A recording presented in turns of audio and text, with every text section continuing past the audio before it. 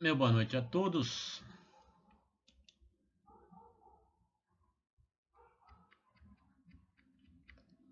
Falar hoje em dia das chamadas injustiças sociais como distribuição de renda, desigualdade social e reforma agrária é um assunto corriqueiro e presente praticamente em todos os lugares.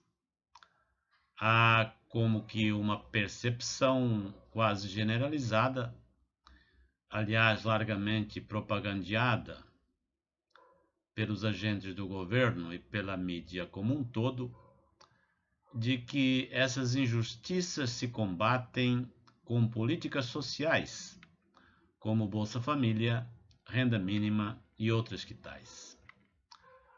Mas, agindo assim, devemos reconhecer que estamos apenas tentando tampar as trincas da parede, que aliás irão aparecer logo de novo, maiores ainda, pois o problema real, o problema a ser combatido, está nos alicerces. Se quisermos corrigir o problema, temos que atacar as causas e não seus efeitos. Devemos assim então descobrir e verificar qual é a causa desses problemas para que possamos atacá-lo e resolvê-lo de vez e não apenas aplicar paliativos. Uma explicação que para mim está muito clara está na compreensão de como está organizada a sociedade brasileira, tanto na área política quanto na área econômica e na social. A sociedade brasileira, desde a proclamação da República em 1889, sempre viveu sob o comando e influência de grupos oligárquicos.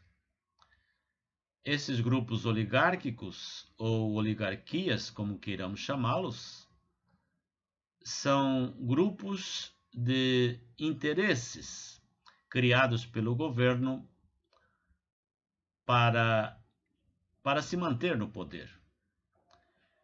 E começou já com a própria fundação da República em 1889, quando as oligarquias do setor agrário de São Paulo e do setor agropecuário de Minas, a famosa política do café com leite, influenciaram e deram apoio a todos os presidentes civis que foram eleitos naquele período.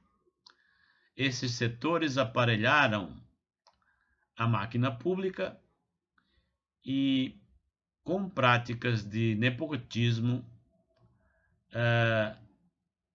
aparelharam essas máquinas públicas para que pudessem se manter no poder.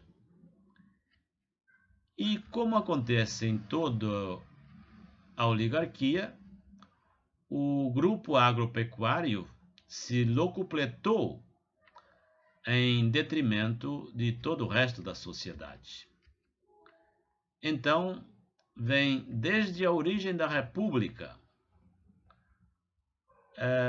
esse ranço oligárquico impedindo a criação de instituições republicanas autônomas. E é lógico que isso se reflete no texto das próprias Constituição, que é elaborado com um viés de favorecimento às oligarquias que apoiam os governos.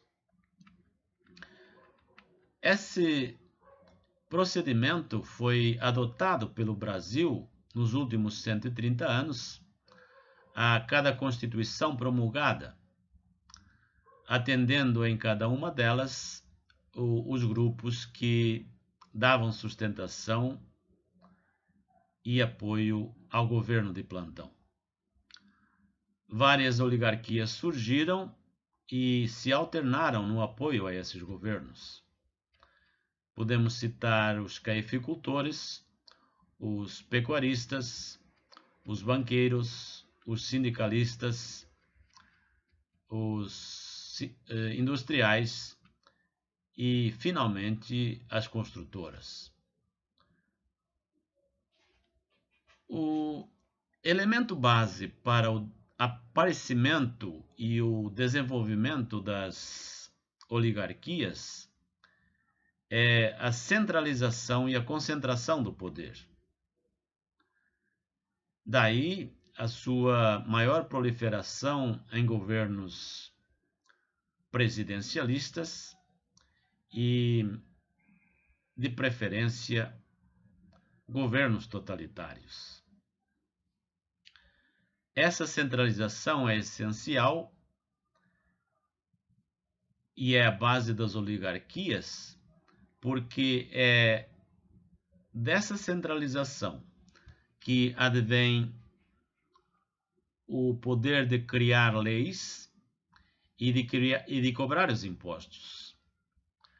Assim, a estrutura é montada, a estrutura do Estado, bem dizer, é montada de modo que poderá utilizar a legislação para favorecer a oligarquia e poderá cobrar os impostos no valor que ache necessário para arrecadar de acordo com as suas necessidades para atingir os seus objetivos. Nos estados totalitários ou neototalitários modernos, há um modo de atuação disfarçado dessa concentração do poder, mantendo como que uma fachada de independência do jurídico e do legislativo.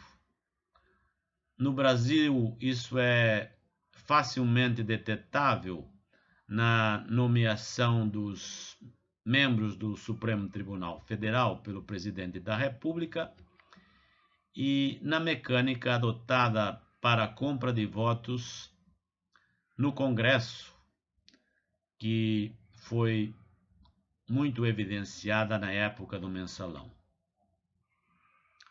Outra grande anomalia que deve ser ressaltada, e muito grave, aliás, é o caso das agências reguladoras. Essas agências têm um poder independente e podem regular, criar taxas e até limitar os direitos dos cidadãos. Temos casos da Anvisa que proibiu a importação de remédios essenciais, alegando razões puramente comerciais. Recentemente tivemos o caso da Anatel, que teve permissão para o acesso a todos os dados de ligações telefônicas do cadastro de seus clientes. É comum também em regimes oligárquicos que índices de emprego estejam crescentes nas grandes empresas que estão sendo beneficiadas de algum modo pelo governo, quer seja através de alguma lei, quer seja através de juros camaradas do BNDES, e enquanto empresas menores e que estejam fora do sistema estão estagnadas, crescem menos ou muitas vezes até fecham as portas. A maior parte da regulação criada pelos governos, dentro dessa visão, visa o aumento do controle por parte das oligarquias políticas ou puramente a eliminação da concorrência, da competição contra as oligarquias econômicas. Lógico que tudo isso implica em mais burocracia e em mais tributos, que evidentemente serão pagos pelas empresas, por todos aqueles setores que estão fora do sistema e que não pertencem a esse esquema, quer sejam a classe média, quer sejam os profissionais liberais ou as micro, pequenas e médias empresas. Isso fica bem claro e demonstrado quando se verifica que os lucros das empresas de maior porte são, via de regra, muito maiores que as empresas de menor porte, o que contradiz a lógica econômica. Uma empresa cresce, uma empresa pequena, ela é proporcionalmente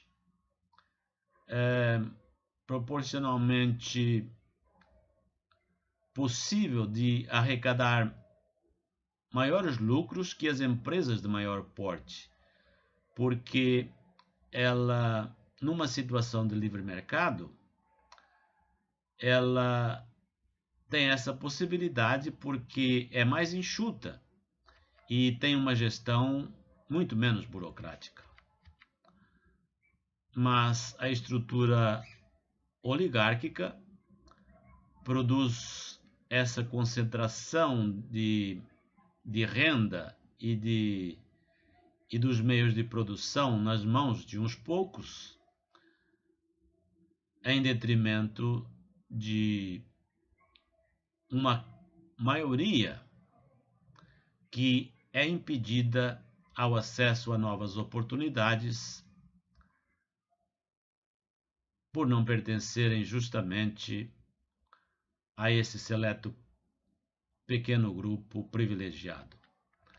É justamente essa impossibilidade de acesso a novas oportunidades a verdadeira causa daquelas injustiças de que falamos lá no começo.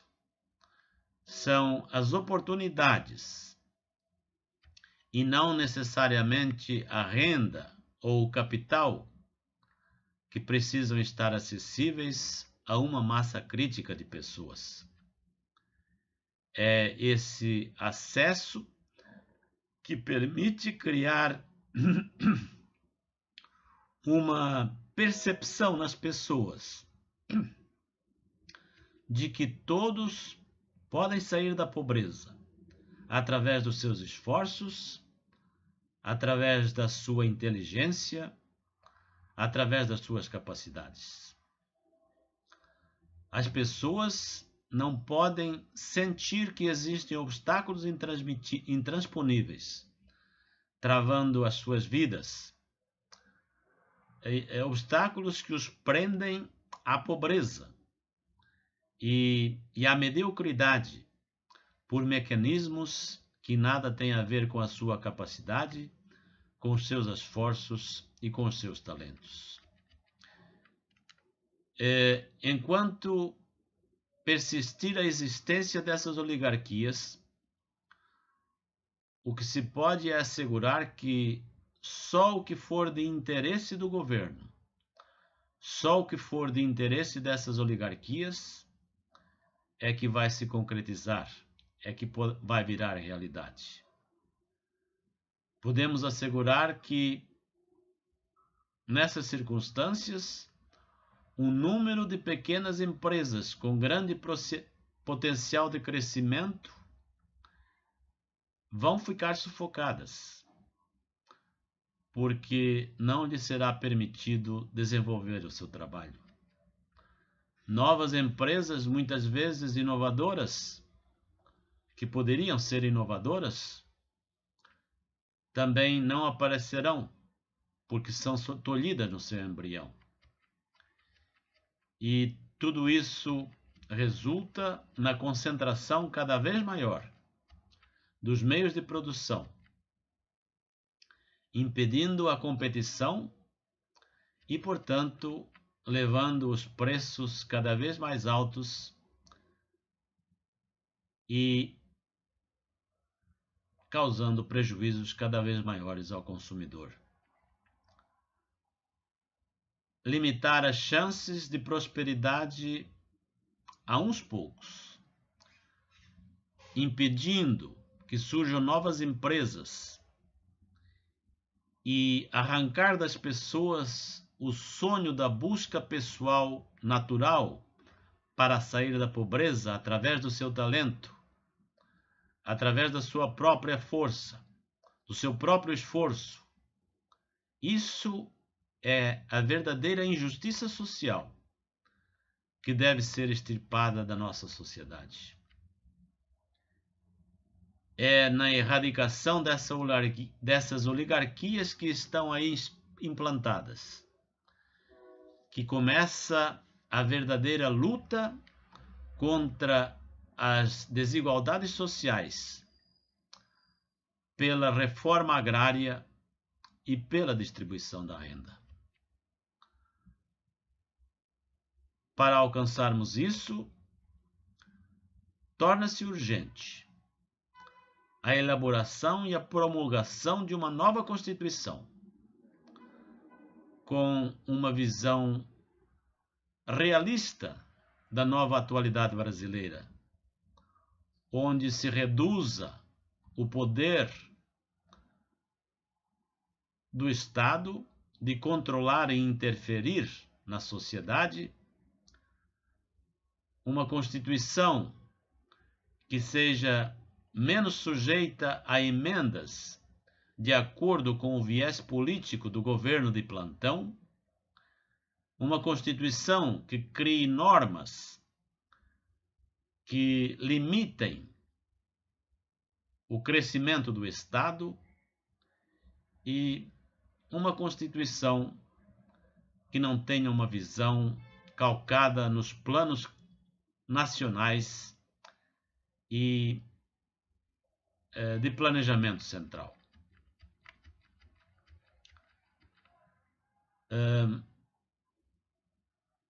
Que seja uma Constituição que dê primazia àqueles valores característicos do povo brasileiro. Aqueles valores como a tradição judaico-cristã, o trabalho e a prosperidade,